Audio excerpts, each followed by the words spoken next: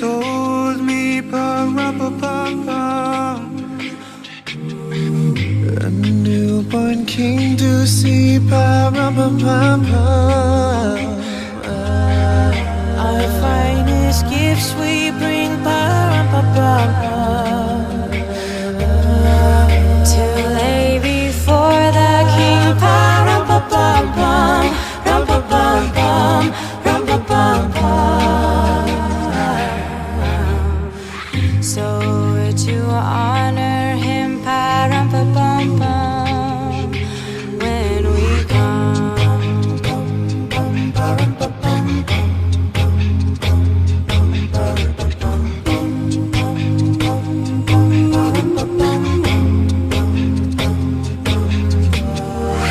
Little baby, ba-rum-pa-bum-bum, I am a poor boy too, ba-rum-pa-bum-bum.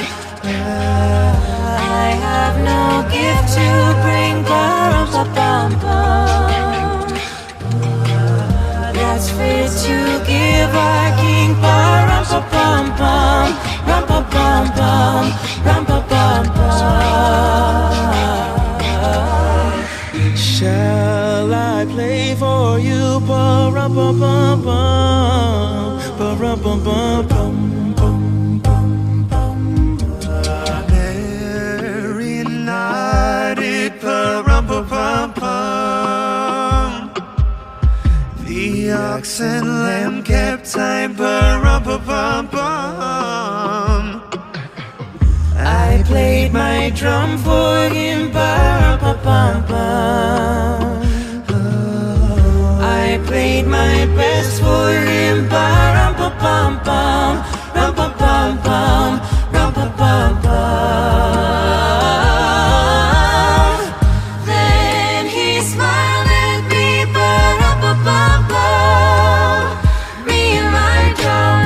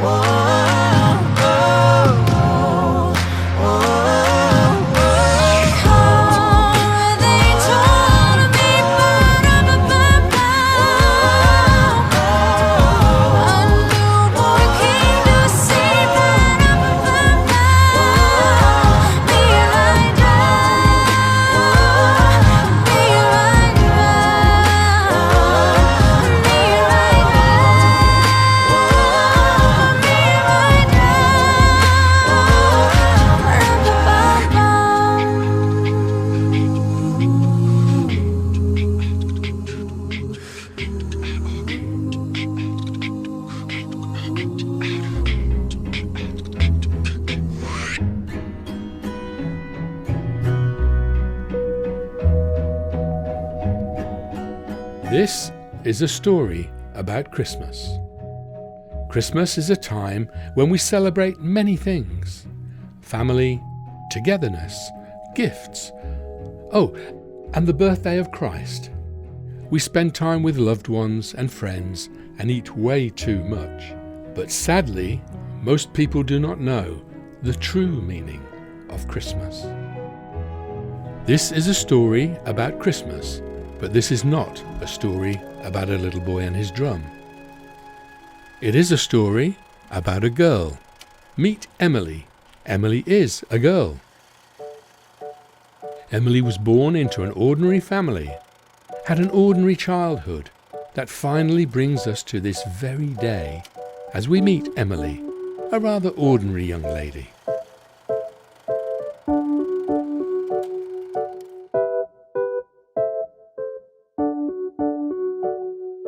One morning in December of 2019, Emily woke up with a startling realization.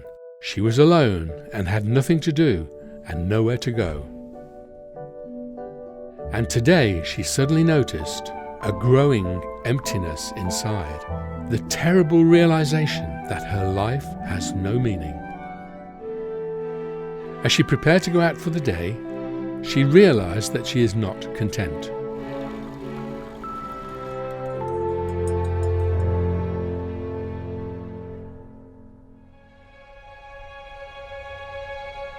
She wanted more from life, but she asked herself the question, am I worth the effort? Am I good enough? These were the questions that overwhelmed her thoughts.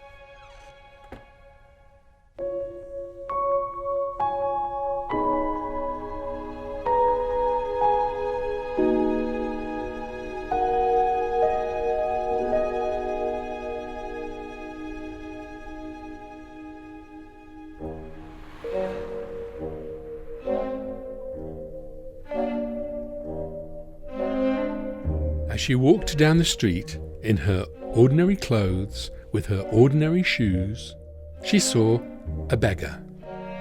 And the thought came to her, what if I was this beggar?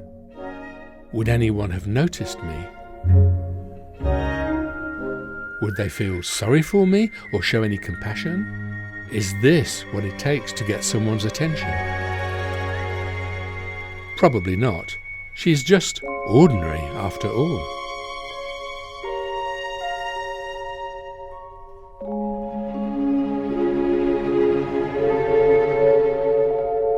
She continued on her journey.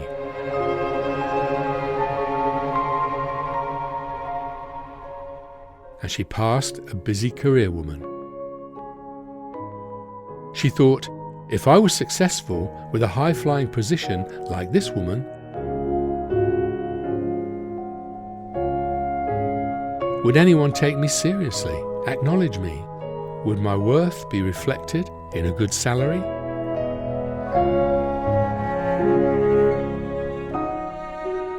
Moving on, as she passed through the city, more questions of doubt and fear began to creep in.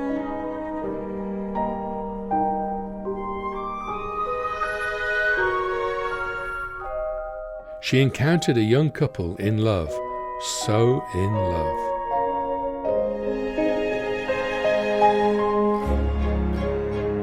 She asked herself, will that ever be me? Will anyone ever accept me, love me, cherish me just as I am? Or do I need to pretend to be someone else?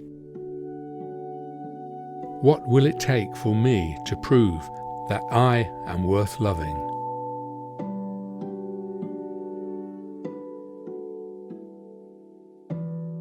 She kept walking and eventually came across a mum with her young son.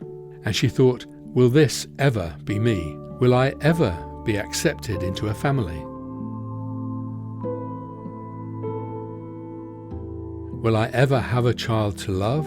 And will I ever deserve the love of a child? Maybe if that was me, these feelings of despair and worthlessness would be something of the past.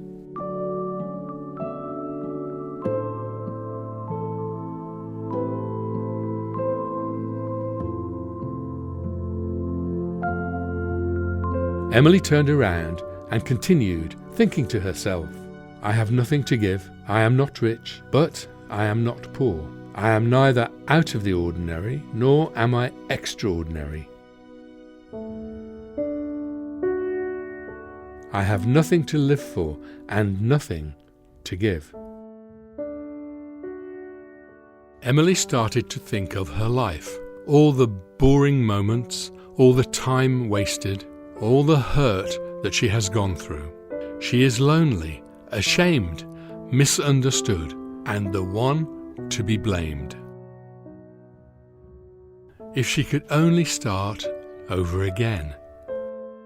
Most days are bearable, but when she thinks of her past, she cannot help but feel the weight of worthlessness pressed down upon her.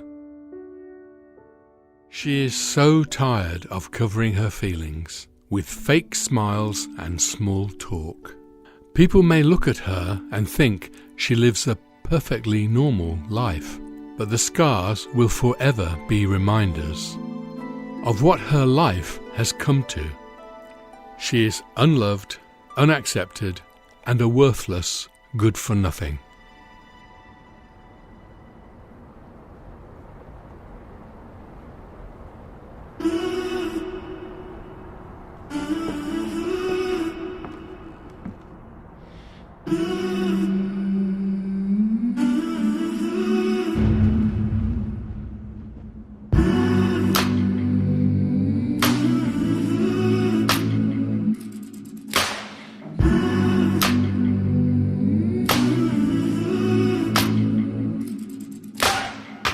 Wide awake while the world is sound asleep, and too afraid of what might show up while you're dreaming.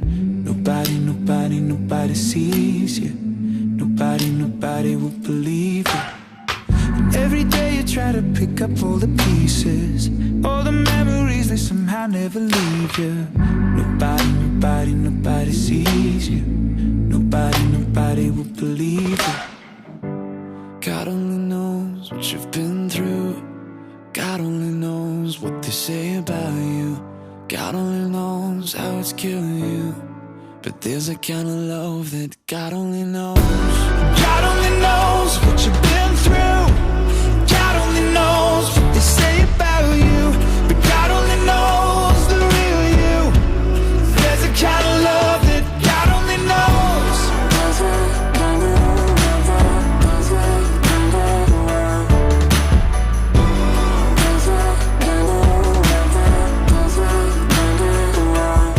For the lonely, for the ashamed, the misunderstood and the ones to blame. What if we could start over? We could start over. We could start over. Oh, for the lonely, for the ashamed, the misunderstood and the ones to blame. What if we could start over? We could start over. We could start over.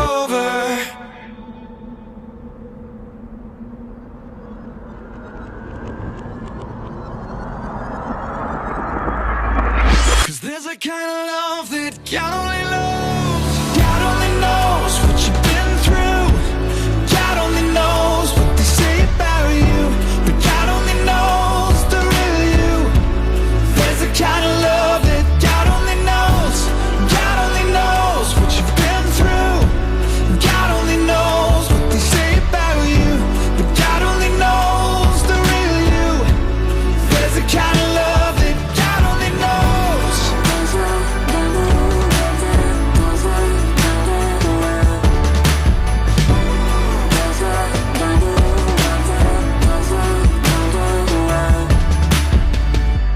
God only knows where to find you. God only knows how to break through. God only knows the real you. There's a kind of love that God only knows.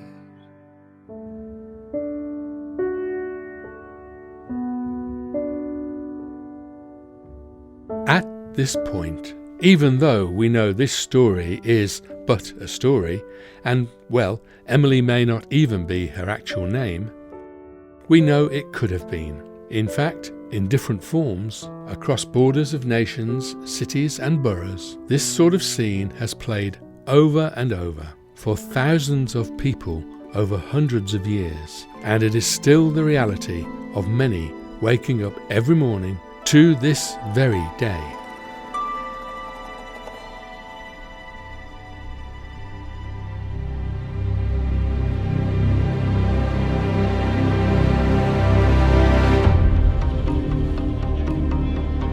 Life is cruel. Life does not ask who deserves the good and the ugly. The sun rises and sets on the virtuous and the wicked, and still this cruelty runs rampant in a society that claims to know the answers to global warming and saving the rainforests. God's angry displeasure erupts as acts of human mistrust and wrongdoing and lying accumulate as people try to put a shroud over the truth. But the basic reality of God is plain enough. Open your eyes, and there it is. By taking a long and thoughtful look at what God has created, people have always been able to see what their eyes as such can't see. Eternal power, for instance, and the mystery of his divine being. So nobody has a good excuse. What happened was this. People knew God perfectly well, but when they didn't treat him like God, refusing to worship him, they trivialized themselves into silliness and confusion, so that there was neither sense nor direction left in their lives. They traded the glory of God, who holds the whole world in his hands, for cheap figurines you can buy at any roadside stand.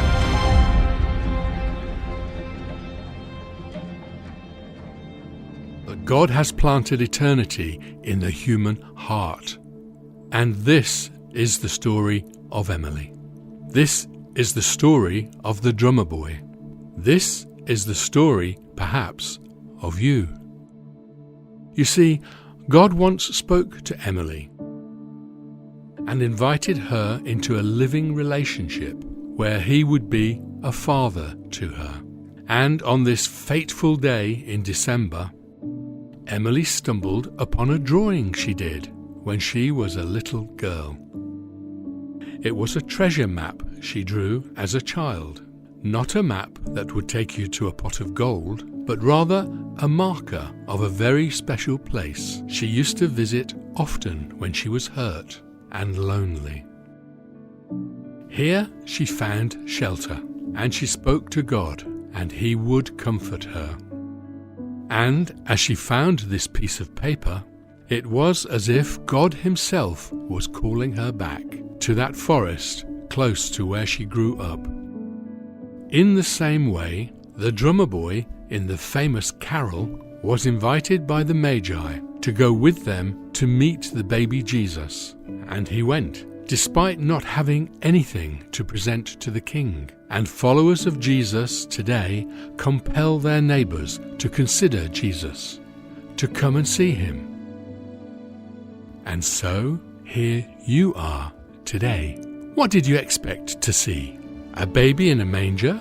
Or a son abandoned, forsaken, left to die by his father on a cross?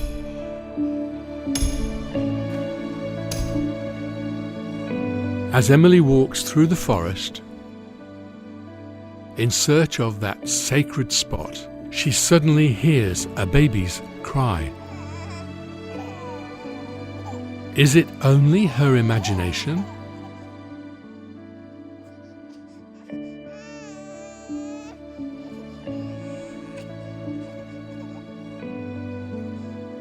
As she finds the child, she cannot help but to break down in tears. How can someone abandon their own child? Desperately trying to console the baby, she suddenly realized that God did the same for her. This is how much God loves her. He gave his son, his one and only son. And this is why, so that by believing in him, she can have a whole and lasting life.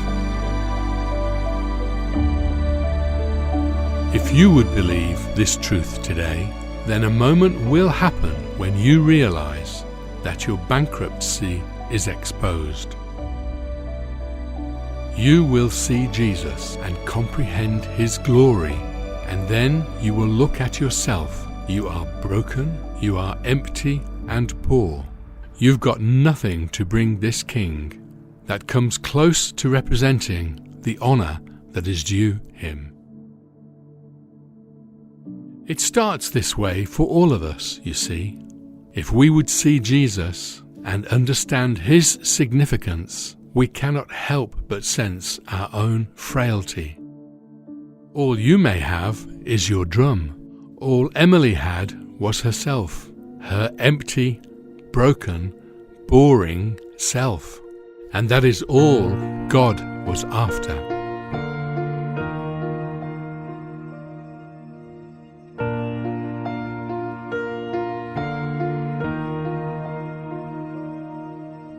He was not the one we thought would come. We were looking for a king, but he didn't come in glory. The author of the oceans and the sun, still he chose to be written in our story. It was no mistake that he arrived, lost without a home, helpless as a baby. So if we're feeling lost in our own lives, we are not alone. He has felt the same things, because he lived in flesh and blood. We can know his love. Emmanuel, a manger for a bed, no crown upon his head. He came like us instead. Emmanuel, he meets you where you are. He holds your heavy heart. Our God is with us all. Emmanuel,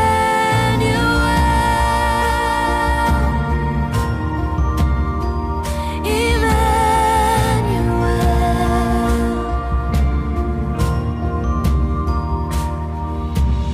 Oh, what an invitation. Oh, his only expectation